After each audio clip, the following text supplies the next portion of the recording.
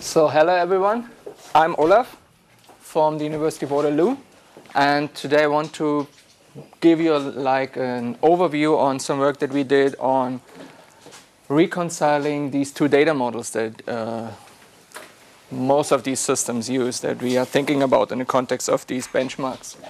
So that's the property graph model on the one hand and RDF on the other hand.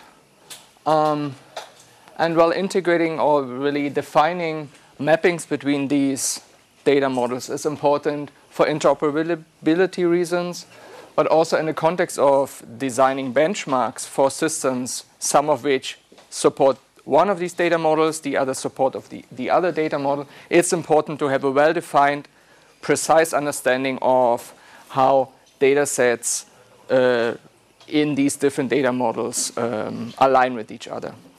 So in the talk, I first want to briefly review some of the terminology with respect to these data models, and then I'll talk about the mapping from property graphs to RDF, and after that, the mapping from RDF to property graphs. So the property graph data model, as you all know, property graphs are labeled multigraphs in which vertices as well as edges are annotated with properties. So we have nodes, we have edges have labels, and properties are key value pairs. And for defining mappings between this model and the RDF model, actually we need a formal definition of what a property graph is, which I could not find in the literature so far. So in the document that I wrote for defining these mappings, you also find a formal definition of what a property graph is. And if some of you implement property graphs in your system, I would really like to know whether these definitions capture exactly what your systems are doing or not. So please spend some time looking at these documents and let me know whether these definitions capture exactly what your system's doing. In addition to property graphs, we have RDF graphs, which are not really graphs in a mathematical sense. An RDF graph is a set of RDF triples, where we call the first element a subject, the second a predicate, the third an object. And subjects can be URIs, blank nodes. Predicates can be URIs, and objects can be URIs, blank nodes, or literals. And then we can show this in a bit more human-friendly manner by using prefixes for URIs. Well, here we have just 4 triples. The first one says Alice knows Bob, and so on. And even if RDF as a data model is not really, an RDF graph is not really a graph in a mathematical sense, we can still understand an RDF graph and visualize an RDF graph as really as a graph. In that context, each triple becomes a directed edge where the subject is the source vertex, the predicate is the label for the directed edge, and the object becomes the target vertex. Okay. So now, one thing that's nice about RDF is that we have URIs or IRIs as identifiers, and these are globally unique identifiers, which is something that you don't have in property graphs. In property graphs, any vertex, the identity of a vertex really exists only within the scope of the graph. In RDF, we have these globally unique identifiers, and it's actually possible to take 2 RDF graphs, which talk, for instance, about Alice, using the same URI. You can merge these graphs, and you know exactly that still you have the triples talking about the same real-world entity, which is not possible with property graphs. One thing that RDF has been criticized for is it's not really easy to model statement-level metadata in RDF. So statements about statements. Like, for instance, I want to represent that this triple Alice knows Bob. The certainty of this information represented by a triple is 0.8, for instance. That's what I mean by statement-level metadata. And in standard RDF, what you could do is you could use RDF verification, which basically means you have to add 4 additional triples. First of all, you have to specify an identifier for the triple. That could be a blank node or it could be a URI. So here we use a blank node. Then you have to add 4 additional triples. The first one says that thing is an RDF statement. The subject is Alice, the predicate is nose, the object is Bob. And then you can add this additional triple, this metadata triple that you really want to represent. And you have to do all of these whenever you want to add another metadata triple for another triple. You always have to add these 4 triples. So this does not only blow up your data set, it also makes querying really cumbersome, because if you want to now query for instance, for the certainty of that particular triple, you have to include triple patterns for these reification statements in your Sparkle query. And if you also want to ensure that the triple is actually also in the data set, you also have to include the triple in the Sparkle query that you're asking. Okay? So one thing that we proposed is RDF star, which is a syntactical extension of the RDF data model that allows you to embed triples in triples. So basically the subject or the object of an RDF star triple can again be a RDF star triple. And you can even have multiple levels of nesting here. And then, for instance, you can represent it like shown here. So now we have what I would call a metadata triple, which in its subject position has another triple. And that's the triple saying Alice knows Bob. And then the metadata information tells you that the certainty of that triple is 0.8. So we defined formally an extension of the RDF data model. We also have an extension of the RDF turtle syntax, which allows you to embed triples in triples in the serialization of RDF documents. And there's a well-defined mapping from RDF star back to RDF, which basically unfolds all these nested triples using standard RDF verification. And we also have an extension for the Sparkle query language, which we call Sparkle star, which uses the same idea. Now you can embed triple patterns into triple patterns. And this query here, for instance, allows you now to easily ask for the certainty of that other triple, which is equivalent to the original query that we have seen before using RDF verification. I don't want to go too much into the details of this work. There's some interesting stuff going on here, but the main reason why I bring up this RDF star is because it makes it really easy to define these mappings between property graphs and RDF. So we really basically use RDF star as an intermediate data model in a way. And still you can think of RDF star as just a syntactical sugar for RDF. There exists a well-defined mapping from RDFs, from any RDF star graph back to an RDF graph. And on the other hand, any RDF graph is trivially an RDF star graph too. Okay? So that's why from now on I'm talking about mappings between property graphs and RDF star. But basically all of it can be then still mapped to RDF. Okay? Yeah, I mean, I imagine you're aware of other ways to model confidence or whatever in RDF. I mean, reification is the most standard one, but it's also easily the most inefficient one. Sure. So what are the advantages of, I mean, have you thought about the advantages of RDF star versus using named graphs for the same purpose? Sure, sure. You can easily using a pattern for representing any relationships that are all, easily more efficient than what RDF star unfolds to, which is okay. So for this RDF star, it's defined as an extension of the RDF data model. And for this Sparkle extension, I also have an algebra which is able to deal with nested triples, which means all of this, I consider all of this more as a logical data model. And whatever you do underneath within your system, you can do physically whatever you want. You can, if your system supports verification quite well, then you can use this mapping back to verification. If your system is good in dealing with named graphs, you can, in your system, represent each triple as a named, or put each triple into its own named graph and then use your system for doing this and rewrite the queries in that way. That's very good. So, well, there's two principal ways of implementing this. One being that, okay, we have a runtime type thing, which is in fact a concatenation of SPO, which then occurs in a place of S or O.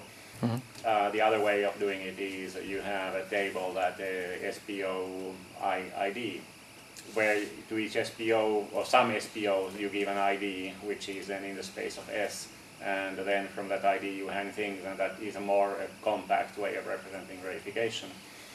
So these things are kind of two ways of implementing. I would do the latter, but I've tried the former too, and they are possible. And certainly one of the advantages is that it becomes easy to hang properties off an edge, whereas the edge otherwise would have to be an entitized relationship. Yeah, we have also tried to implement it in various ways. Okay. I'm just asking. So that is really just a more general way of looking at it, of giving the user, of having like a syntax that is always the same, and however your system is implementing it underneath might change. But the user can really embed triples into triples in the syntax. Okay, I think my only real concern was that people that are not that familiar with RDF don't get out of this room with the impression that verification is the only way of doing this, because Okay. Okay, so it. That implementation could be something else. Well, reification is quite flexible, and if you say we are always going to do this with with named graphs, then there may be a problem, because you want maybe also to use named graph for data management, for managing data sets. And then you're out of options. You either do reification with it or data management. Yeah. 5 years ago, we were proposing to W3C extension that deals with this, triple sets, whatever. So, yeah, there is no clear way out of it, but still reification actually is so inefficient that it doesn't work. Well, but you can implement reification in a different way. I mean, that is definitely one of the options behind RDF star and Sparkle star. That you would not really reify those triples. No, of course one would not reify those triples, but this okay, so the desirability or undesirability of many of these things depends on how many triples one in fact expects to have metadata for, and if the metadata is expected to be bigger than the actual data, and what the density of it will be. If it's an NLP extraction and for every statement you have 4 qualifying statements, that's one thing. And if you have a data set where you have very few things that have a one-off annotation, it's a different thing. Okay. So for the purpose of this, of what I actually want to talk about, it's just a extension of the RDF data model that allows you to have triples and triples. So now I'm talking about converting property graphs to RDF. Basically, what we want to do is we have like our example property graph, and we want to map that into a RDF star graph.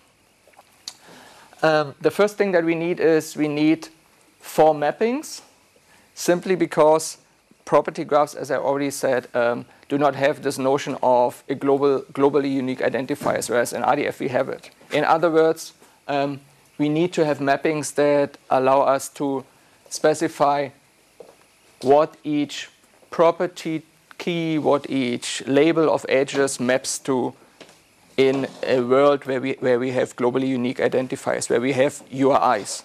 So what we need is a vertex identity mapping that specifies for each vertex in the graph, that maps each vertex in the graph either to a URI or to a blank node. We assume an edge label mapping that maps each edge label to a URI. We assume a property key mapping that maps each of the property keys to a URI. And also we assume a mapping that maps values for properties to literals. Okay? Based on these mappings, we can now transform a property graph to an RDF star graph. And we do this by doing three things. First of all, we transform each edge, including its label, into an ordinary RDF triple. We transform each node property into an ordinary triple. And we transform each edge property into a metadata triple. So let's have a look at the example how we do this. That's the RDF star graph. Unfortunately, I guess guys in the back cannot see it really well.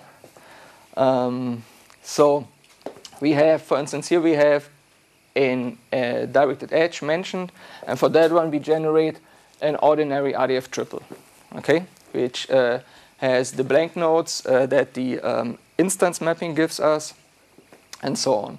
Then for the properties of the edge of the nodes, we generate other ordinary triples, and for the properties of the edges, we generate metadata triples. Like in the last example here, we have, in the subject position, we have the embedded ordinary triple that represents the edge, and then the metadata information represents the property. Okay. Now we can query this resulting RDF star data using Sparkle Star. So that would be a Sparkle Star query for this data that we generated. And for those of you who are familiar with Cypher, here we have an equivalent Cypher query for this Sparkle Star query. And in the Sparkle Star query now we can, for instance, this one is asking for the name of everybody who was influenced by Orson Welles.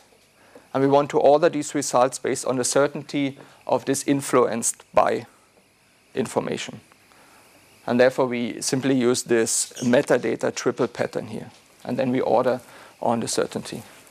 And that in Cypher would look similar to this. Okay. There's one limitation to this mapping from property graphs to RDF star graphs, which comes as a result of the different expressive power of these two models. And in property graphs, it's actually possible to have distinct edges with the same source node, same target node, and same label, but potentially different properties. So here we have an example. We have two edges, both of which go from that vertex to that vertex, both of which have the same label, but then there are different properties associated with that. Using this mapping that I defined, both of these would be mapped to the same ordinary RDF triple. And we cannot, in the RDF or RDF star representation, anymore distinguish between these two RDF triples. Short intro for Alex and Arnaud. Can Neo and can sparsity indeed have this? That you have two edges with the same label and different properties? Yes. Yes. Oracle can have it too. Sparsity as well? Yes. We can have that. Yes. Okay, so you're right. Okay. They can have that. Okay. And So why? you get distinct. The stupid RDF model allows it. The other stupid thing RDF allows is homomorphism. So this is not RDF. This is. This is property graph. Yeah. RDF would not allow this. Yes, Yes, we can in this case. For RDF, two identical triples would be Oh, right. identical. Because RDF triples are just a set. It's a set. You can have them multiple times in your input, but they would resolve to one. Yeah. Semantically one. If you do this with verify statements, you could essentially duplicate the triple with a verify statement. Yeah. Well, it could be verified twice over. You can Exactly. twice, but that there is a difference between having a reified triple, so three triples that say that there should be a triple, but you still can not have the triple actually. Yeah. I guess it's because, influenced by is not like special. Like in property graphs, it's just a property called label or whatever. Right? Yeah, exactly. That's the problem. Yeah. And now I guess Neo added this. No, I mean, like, for us, the relationships are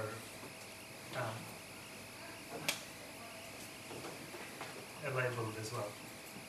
like I mean, it's a separate concept for properties. No, I know, but that you guys changed that recently. But that's very old. Okay. For relationships, it's very old.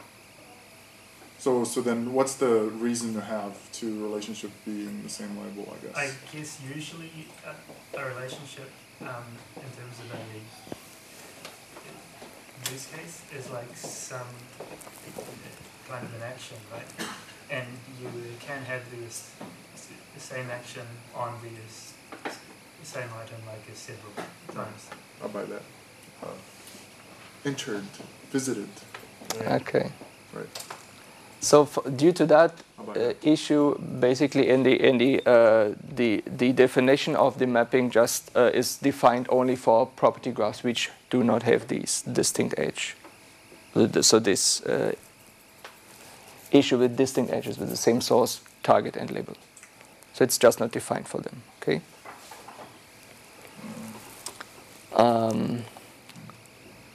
A weaker version of the definition that I was considering is to still allow it, but then to make explicit that the resulting RDF star graphs cannot unambiguously map back to the property graphs anymore, right?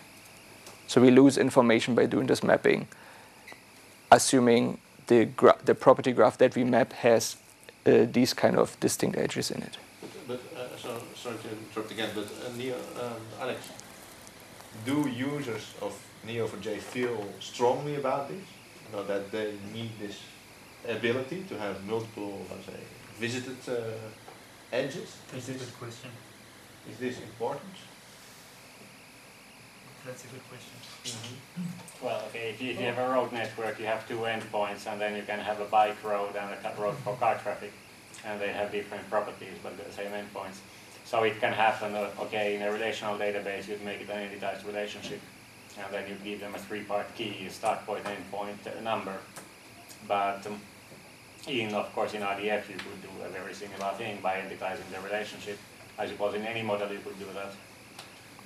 Yeah. And then, of course, in RDF, entitizing relationships makes extra join steps, and that's kind of a bummer. So therefore, the physical level of that, if that were to be really smart, would avoid that extra join, and then it would come back to the relational case. Yeah. So why couldn't you just, I guess, number these or name these when you're going to RDF, just instead of influenced by, but keep enough metadata in the RDF level so that you can map back when you want to? Basically say, actually this is occurrence number 1 of this thing, but this thing actually... Yeah, that numbering would require some notion of ordering. Not even, well, not number, IDifying. Just give each one a separate ID that you tack on somewhere, but then still have metadata that says actually this one came from this influence by. So when you map it back, you check, is this one of those? I mean, it will be dirty, but I'm not convinced that you couldn't do it. Obviously eliminating these types, but I could see the benefit of, like the examples he gave, like clearly visited, bought, Yeah. Yeah. There's actually a good reason for doing these kinds of things if you're living in that world. If you look at, for example, the Internet of Things, if we look at an influenced by as an event, imagine that it has a certainty and a timestamp where Kubrick influenced Wells at different occasions. Then you would have that same named relationship with different information on the property. Because I think often this tactic is used to represent events. As we know, in RDF, you could represent an event in its own structure, or you could reify the relationship. So I think the first thing you should do is change the example, because that example is a little bit misguiding, because it shows that this is dumb, right? But if you actually did visited or some event, then it will force you to actually find a solution. Okay. Because right now I think deep down believe it's not needed, but now maybe you believe it is needed, and that'll make you think more about it. Okay. So I take that as a point of there needs to be work done in that area. Okay. So the goal of this task is to map property graphs into RDF and not vice versa, right? And we generate RDF that's a little bit specific. Vice versa as well. Vice versa is good. As well. No. Because we want to basically shift from property graphs to RDF to maybe do inferencing, back from RDF to property graph to do the potentially analytics. Okay. Yeah. The goal, I think, of this work is to reconcile the models in some way, or at least there are certain limitations maybe, but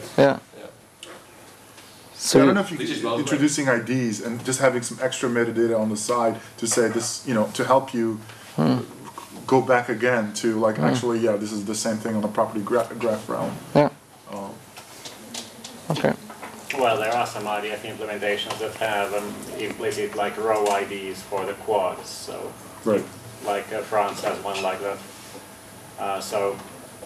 Well, again, then the desirability of this depends on whether how frequently this ID is going to be used for something. Yeah. So the other direction, I have actually two mappings for that. I start with one which uses this idea as presented here. The idea is to transform each ordinary triple in an RDF star to an edge, and to transform each metadata triple into an edge property. So that's like, I would think, a natural way of doing it. So here we have an example again. It's the same example that we have seen before, only that I added, to make it a bit more interesting, I added another metadata triple into it. So first of all, we generate edges for each of the ordinary triples that we have. We have 4 ordinary triples in our data, so we generate 4 edges. For the vertices, we generate properties that basically describe what the original thing in the RDF data was. So for IRIs, for all of these things, I have a specific property that tells me what the kind of it is. So either you are IRIs, literals, or blank nodes. And then for IRIs, I have an additional property that tells me what the IRI was. For literals, I have a property that tells me what the data type was, and it tells me the specific value of that literal. And if it's a string literal that has a language tag attached to it, then we would have another property here with the language tag. And then for the metadata triples, like that one and that one, we simply generate properties for the edges, for the corresponding edges. Okay? So we took a different tack. I mean, for us, like if it's literal and integer, why not just create a property of that type? We come to that. That's the idea of the second one. So basically, what this allows us is to represent all of the information that we have in the original RDF graph in the property graph. And this mapping is lossless in the sense that we can really go back to the original RDF representation or RDF star representation. Well, unless you have nested RDF star, deeply nested RDF star, because you cannot in the property graph have... Therefore, we come to the limitations of this mapping. So this mapping, I define a notion of property graph convertible RDF star graphs, and a property graph or a RDF star graph is property graph convertible if it satisfies 4 conditions. The first condition is metadata triples are not nested. So we can just, if we have a simple metadata triple which is not nested, then we can map it like we have seen before. So we just generate the property for the edge. Now if we would put this metadata triple as the subject of another metadata triple like that, right? Which is possible in RDF star. You can nest triples into triples.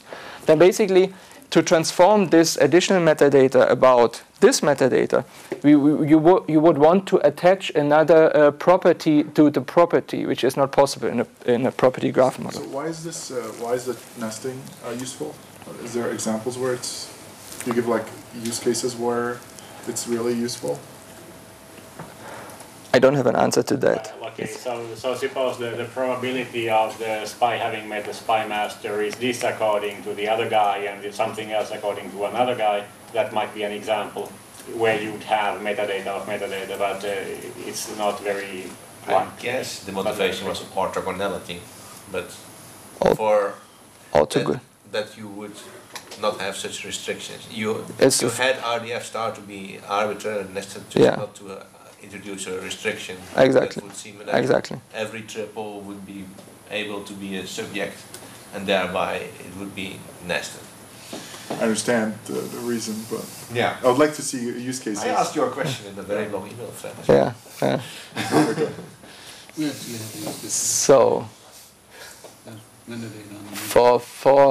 So for these types of mapping, you can think of RDF star graphs as just having one level of nesting, because all the other ones that are possible, they cannot be dealt with by this mapping, because they don't satisfy this condition here.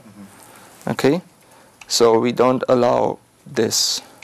The other condition is that triples must be embedded as the subject, can be embedded as the subject only. It is not possible to embed, like in this example, in RDF star, it is possible to have a triple as the object of another triple, but the question is, how would we represent this metadata information in a property graph that we generate out of it?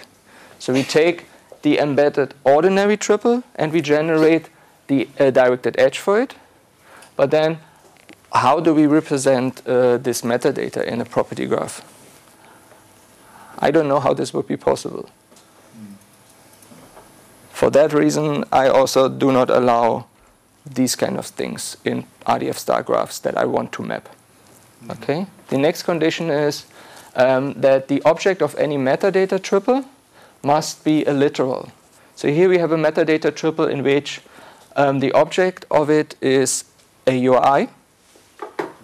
What that would mean if I transform it into a property graph, then basically the value for the property that I put to the edge is a vertex.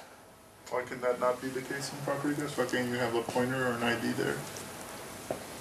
I mean, like vertices have identity, right? I could have a blueprint vertex as a property.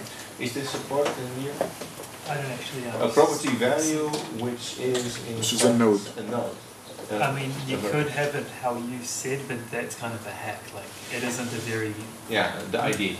Yeah, pretty string solution. ID, but well, that's not really the same. Yeah, well, why even string ID? I mean, it just be or ID type. Right. I mean, like, if this is like having a vertex inside of a vertex, basically, right? Or it means a pointer. It's like... Yeah, but then you would just have a relationship instead. Yeah. Well, okay, the edge is a party of a relationship. Is that allowed? I mean, certainly this is a valid... The edge as... What, sorry? Well, the edge has a property which is a reference to an entity. And this entity may be referenced by multiple edges. Right? So it's not embedding, it is referencing. You can... right, it's like a foreign key. Hmm. You could have a hack, except it isn't actually like an... So you cannot query it. That's the problem, is you cannot query it, right? Mm-hmm. So I think you could store it, but you should not. You cannot execute queries on it, which is fine. Well, you can have a value join. The point, I mean, the point is, it wouldn't be simple. Right. The point is you're treating it as metadata, but then you can then use as pointer. Once you have your result, then follow more. Okay, so I also do not allow this. And finally, the last condition is that any literal must be convertible to a value of some data type of the programming language used by the API. Otherwise, it would not be possible to do the transformation for these literals. So that's what I call a PG convertible RDF star graph, and only these are considered by the mapping. So one question: if you have a triple that is referencing a literal in the object, and you add metadata to it in the RDF world, what does that translate back to? Say again, what do I add? The question here is about this. If you've got in the property graph world, the property on node, if you were to reify that in the RDF side, what does that correspond to in the property graph world? Because the property in the property graph on the vertex is not... Okay, so if I start from a property graph where I have a property associated with the node, I map that using the mapping I talked about before. I get a ordinary I get an ordinary triple. Right, but if you have a statement, gizmo costs $10, and then you can verify that. Yes. But you cannot verify that quite as readily because it's not an edge you're talking about in a property graph model. In RDF you can verify that and you can make a meta triple about it and anything you want. You know, gizmo costs $10 according to Bill. Yeah. But the property graph equivalent is not as readily obvious. Yeah. So if you go from the property graph with a property associated with the vertex, use the mapping I talked about, you get an ordinary triple. And now you go back with that mapping, it becomes an edge. A value, let's say Fred age 20, and you have an edge property on that, so let's say a date. That doesn't correspond to anything in the property graph world, because the property on a vertex is not an edge. Mm-hmm. In the property graph domain. Yes. So you'd be expressing something in the RDF side that's not expressible in the property graph side. Yes. So should that? My question really is should that be an additional restriction that you can't verify a triple that as a literal? It refers to a literal.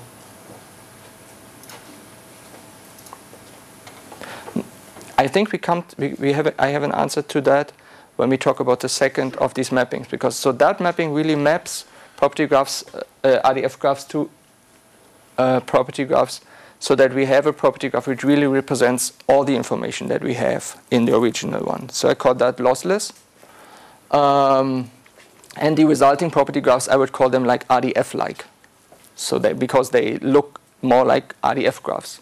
And now I would assume that for users who are more familiar with property graphs, these graphs are somewhat unnatural. In particular, for instance, this notion of having literals represented as nodes. Whereas, as you already said, it seems to be more natural for a property graph person to represent this as properties, actually. And querying also becomes quite verbose. So if we have this Sparkle query over the data that we have seen, a cipher query over the property graph that we would generate using the mapping that we have seen would look like this. So you would have to jump to the specific node that represents the literal, which is somewhat unnatural for a property graph user, I would say. What a user would actually want to do is write a query that allows to access these literals just as properties, right?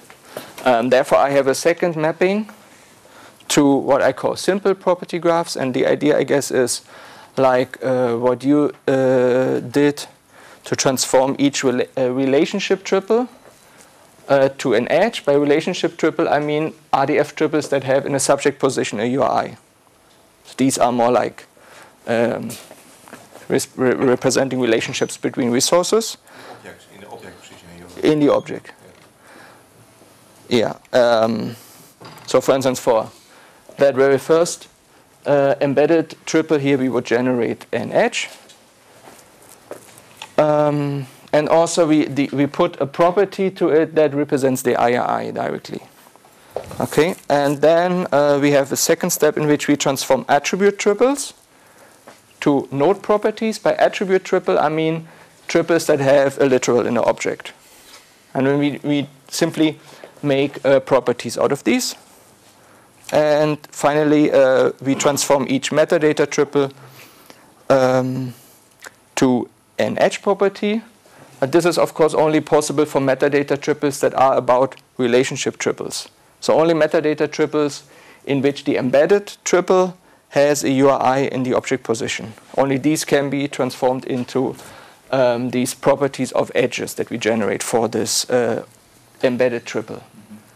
So we have another limitation here, which is that for this mapping,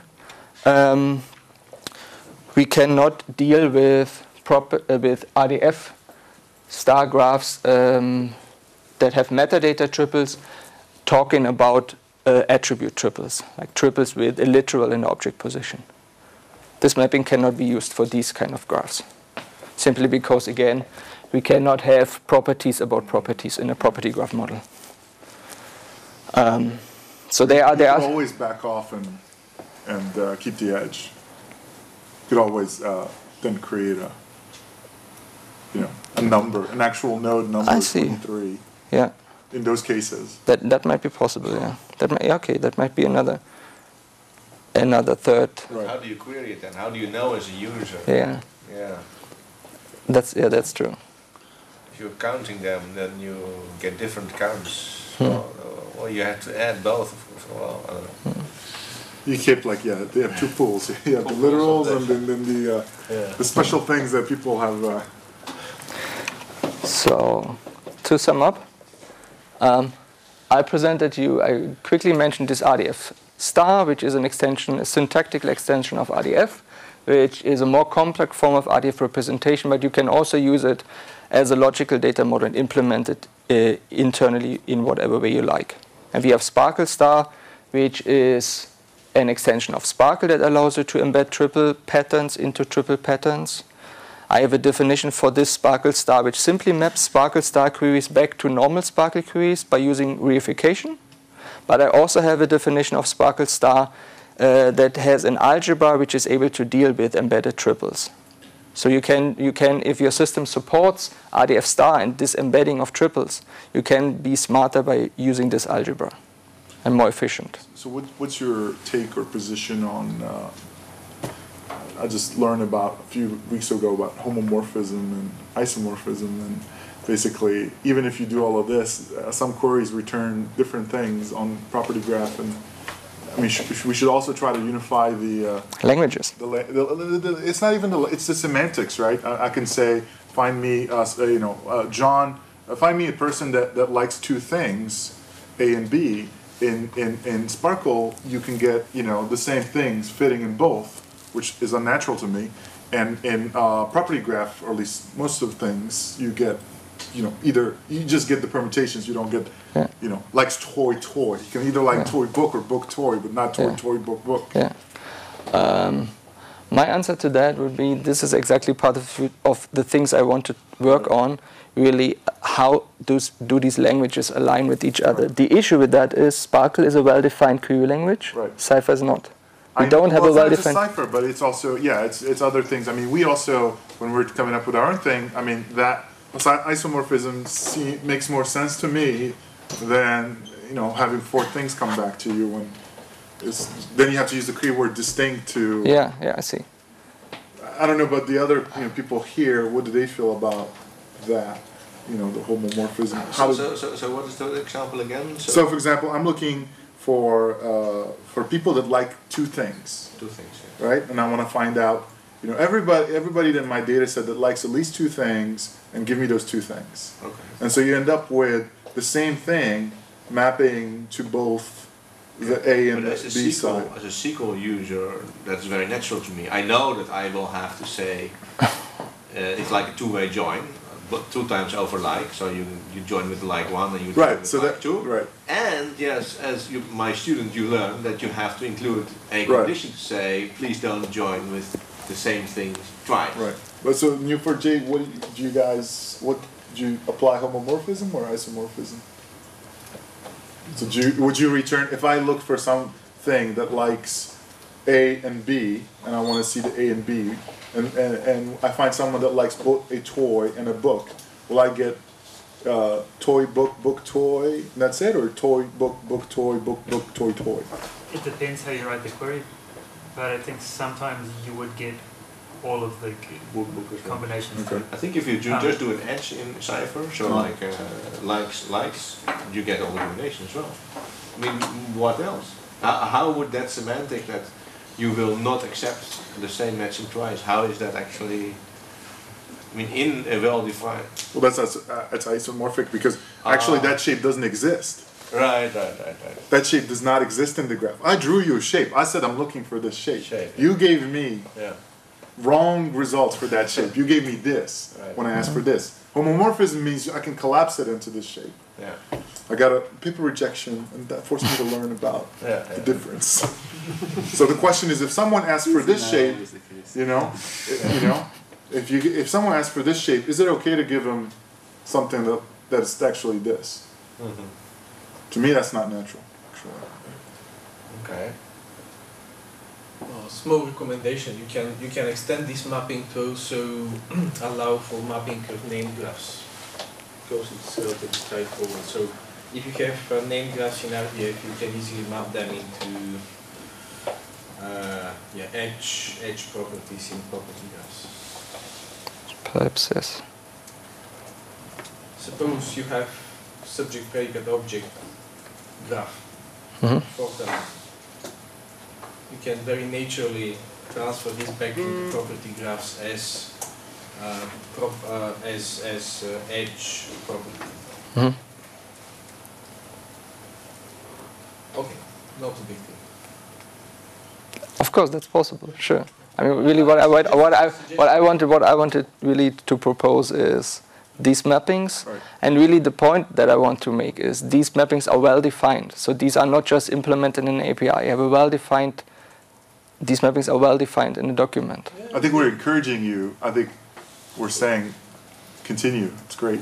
Okay. Mine wasn't the We're last just one giving wasn't a you- criticism, it was yeah. a suggestion. how you I got see. it. Okay. Me too. Think about, Okay. the isomorphism versus. Okay. So Good. thanks, Olaf. Thank you.